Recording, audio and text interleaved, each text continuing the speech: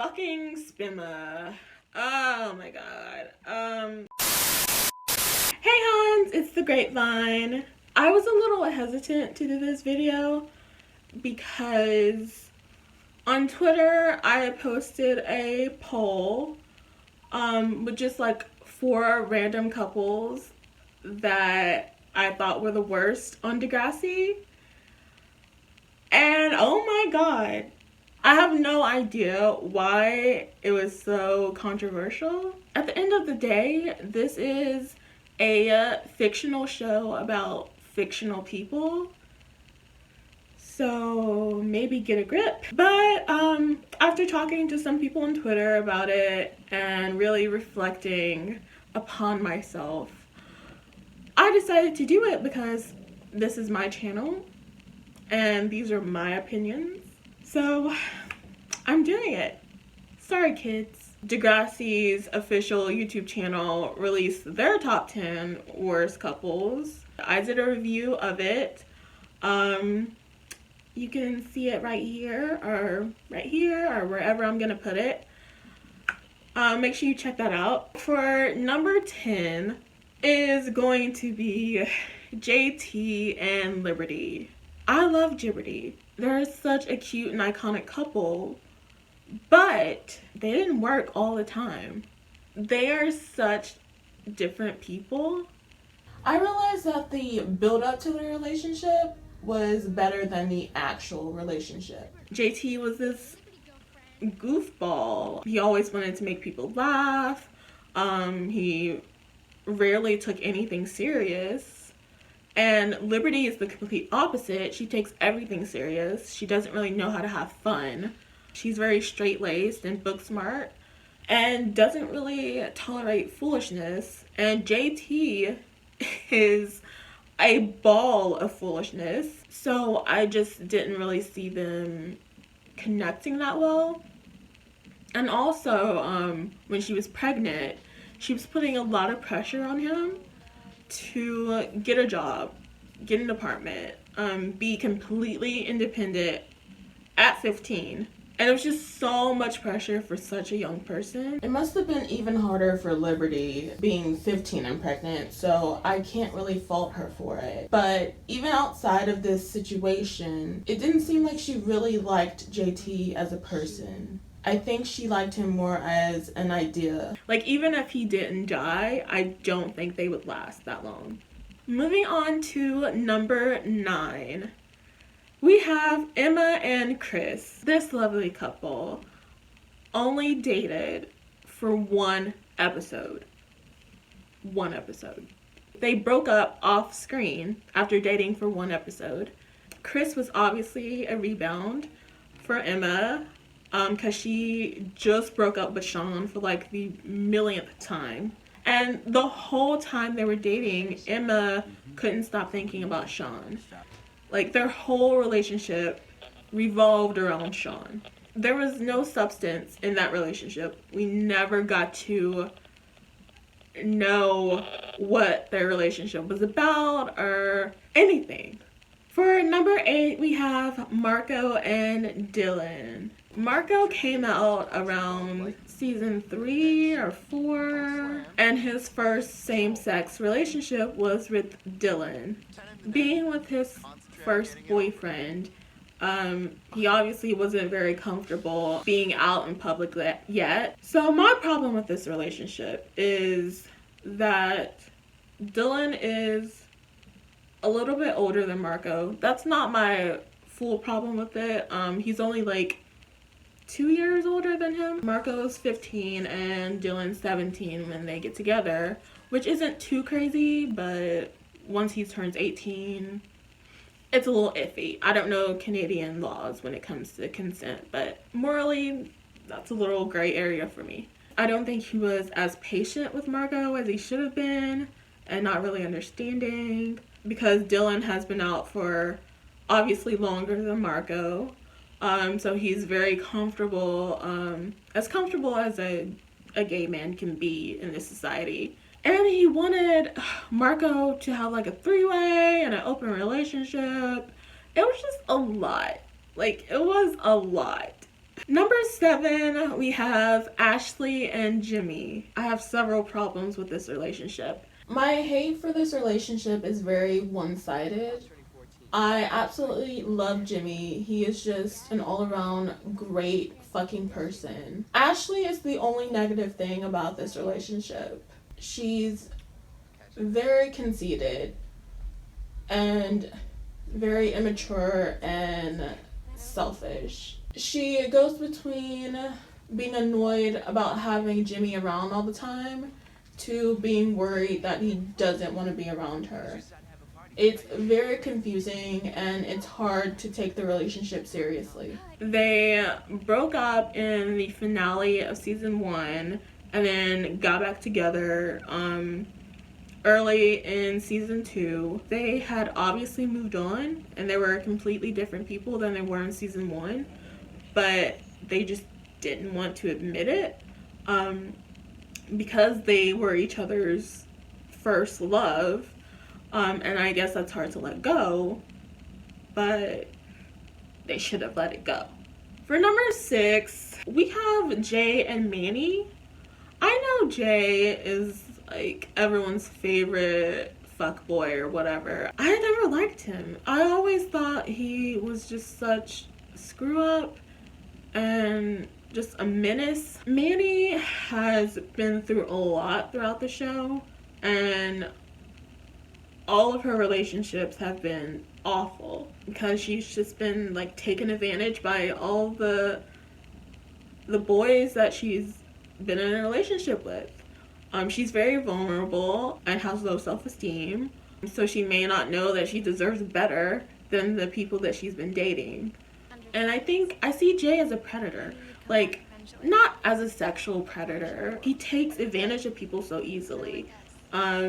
He doesn't consider their feelings. Like, he attaches himself to these girls and basically ruins their lives.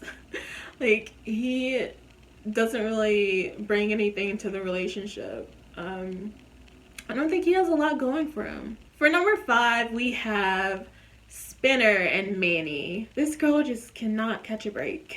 The reason why I don't like this relationship is because it started because of Spinner cheating on Paige. I know people think the word cheating may not be appropriate here, but for me, if you flirt with somebody and cuddle up next to them while they're wearing a bikini, to me that's cheating. Manny has been caught up in a love triangle before with Craig and Ashley, so I'm just really tired of seeing her as the other woman. She is so much better than that, and they just keep putting her in that situation. And before they got together, Spinner was treating Paige like crap, just being so ugly and nasty to her. And then they put him with Manny. Yeah, it's a no for me.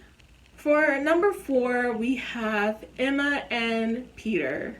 This relationship, like, confuses me and infuriates me. I don't understand it. Like, before they got together, Peter basically sexually harassed Manny. He recorded her while she was drunk and naked and then posted it around school. And Manny is supposed to be Emma's best friend, even though that friendship is a little iffy. My problem with this relationship is it has mostly to do with what happened before they dated and less to do with what happened while they were dating, even though he was pretty awful while they were dating, but I won't get into that. My main problem is that he did something horrible to Emma's best friend, and Emma just dates him like nothing happened, like it was no big deal. That shows a lack of loyalty. That shows a lack of morals. So now we're getting into the top 3 worst couples. And number 3 is a very iconic couple. I'm maybe gonna get a lot of flack for this one, but I have my reasons, and hopefully you'll see why I put them on the list. So for number 3, we have Caitlyn and Joey. Growing up, I really loved this couple, but as I got older and started to use my adult brain, I realized that they're not so great together. I'm mostly going to be talking about their relationship during Degrassi Junior High and Degrassi High. I feel that Caitlyn definitely sees herself as being above Joey. Caitlyn needs someone to challenge her intellectually, and she needs someone to have a stimulating conversation with. And no offense to Joey, but those aren't really his strong points. I felt like Joey was always trying to prove himself to Caitlyn, but he never felt like he was enough. And these insecurities that he had led to him cheating on Caitlyn. And then Caitlyn in the next generation cheated on Joey. So they're constantly cheating on each other. They were just two different people who needed two different things in the relationship. Caitlyn needed someone who was more secure and who had bigger aspirations. And Joey needed someone who was more understanding and laid back. And no matter how much they get back together, they're just never going to be that for each other. For number 2, we have Spinner and Emma. Fucking Spimma. The reason why they're on this list is pretty simple. I don't have anything deep to say.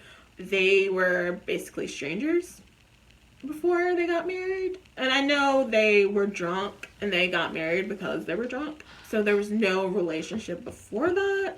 These are two people who have known each other since the beginning of the series, but they barely talk to each other. Like, the first time they met is when Spinner was bullying her. And the fact that everyone thought that Emma and Sean were going to be in game, and then they do this? What? Okay, and now for number 1. This is the couple that I posted on Twitter that got me the most comments, and that's Alex and Jay. The reason why they are number 1 on this list has everything to do with Alex being a lesbian and the fact that Jay is a complete asshole to her. I really think Jay brings down all of his girlfriends, and I really think Alex's relationship with Jay really got in the way of her potentials. Her character arc would have happened faster if they weren't dating.